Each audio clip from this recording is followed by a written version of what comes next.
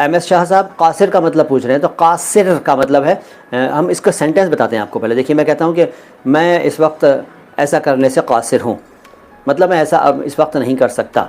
कासिर होना, कासिर, कसूर, ये सब एक ही परिवार के शब्द हैं। मतलब ऐसा करने से मैं असमर्थ हूँ, कह सकते हैं मैं ऐसा करने में असमर्थ हूँ, मैं ऐसा करने से कासिर हूँ अभी।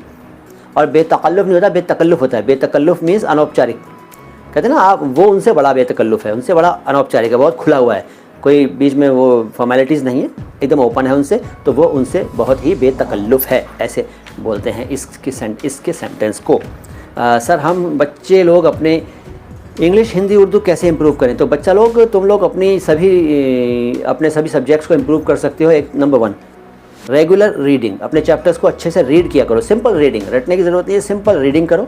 हर चैप्टर को, हर किताब के हर चैप्टर को सिंपली रोज़ाना थोड़ा थोड़ा, 1 पेज 2 पेज हर सब्जेक्ट का रीड किया करो, नंबर 1। नंबर 2, उस पर अपने नोट्स बना लिया करो, छोटे छोटे 1-1 लाइन 2-2 लाइन की बातें, इंपॉर्टेंट बातें जो चैप्टर में मिलती हैं, उनको या तो वहीं अंडरलाइन कर लो, या हाइलाइटर लेके हाईलाइट कर लो, या नोट कर लो, ठीक है।